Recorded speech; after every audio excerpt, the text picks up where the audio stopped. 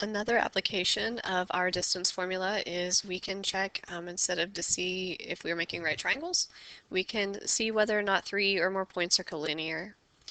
Now, first we need to know what it means to be collinear. And collinear just means, the question we're being asked is, do they make a straight line?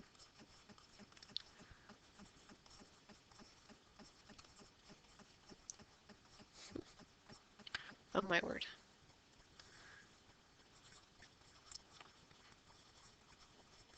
Do they make a straight line? Okay. And so we can use our distance formula to determine that. If I have 3 points on my paper, and those 3 points are all in a straight line, then if we think about our distances, when we were doing right triangle, checking for that, we found all 3 distances, the distances between the first 2 points and the last 2 points and the first and third point. Okay. Maybe I'll call these D1 and D2 and D3 again. Okay. If those points are all in a straight line, then instead of having to worry about squares this time, it's not a right triangle, it's just a simple sum. Okay. If those 3 points make a straight line, then if I add up the short 2, I should get the long one. Okay. Add up the smaller 2 numbers, I'll get the longer one. Notice that if, I want the dot, it won't let me get the dot. Okay. If one of the dots is a little bit out of line with the others, then I'm going to make a triangle instead. Okay. And the way I've drawn this, I can't really doodle over the top very easily. Okay. But if my points are not quite in a straight line, okay, then when I add up the 2 short distances, I'm going to get something bigger than the long distance. Okay. If I add up the 2 shorter distances, I'm not going to get the third one. So just like we did in the last video, we're going to find the distance between each pair of points. And when I say D1, D2, and D3, please don't mistake that I already know which is the longest one. Okay, when we go to check D3 from over here, the D3 is the biggest of the 3 numbers. I want to see if the shorter 2 add up to be the longer one. So we've already had lots of practice with the distance formula. When you pause the video to do this work, when you turn it back on, I'm going to have all 3 distances sitting there. So don't turn it back on until you're ready to see those distances. Okay, so this one isn't terribly exciting because none of these radicals, none of the top 2 simplify any. The bottom one does, and so I know when I'm adding and subtracting radicals, I can't combine them together unless they're alike. And since none of these simplify, I can see the answer's no before I even really make a mess of my page.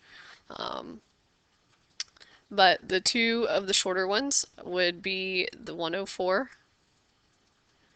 plus the 265.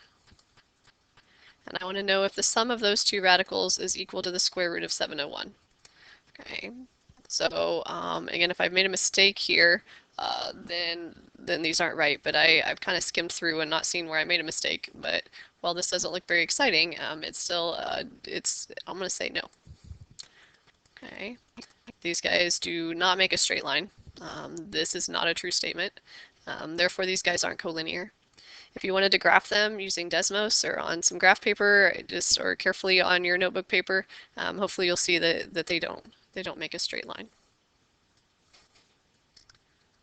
All right, so go ahead and do the same thing with this example, please. Find me D1, find me D2, and D3. And then when you turn the video back on,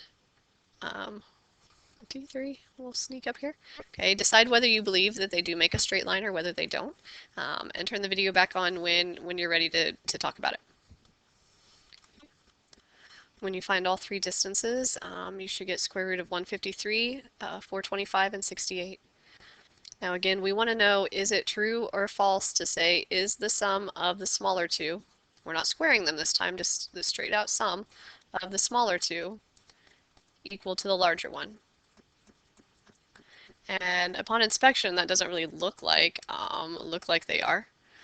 But remember, we need to go ahead and take time to simplify the radicals if they do.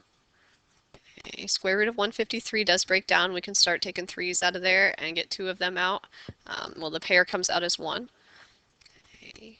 A 5 gets to come out of this one, and 17 is stuck underneath. And a 2 comes out because 4 goes into 68, and there's a 17 there. So the real question in disguise is 2 square root of 17 plus 3 square root of 17. Is it equal to 5 square roots of 17? And we would definitely this time say yes. Okay. Those smaller two sides add up to be the larger, and therefore my points are all, lost my cursor, all in a straight line, okay, like our diagram over there. Okay, so be very careful when you're doing your distance formula. Be careful with your pluses and minuses. Get everything lined up where it's supposed to be, because you need to be able to break these down if they do. And if you made a mistake, then it will look like they're not. Okay, let me know if I can help you out with anything.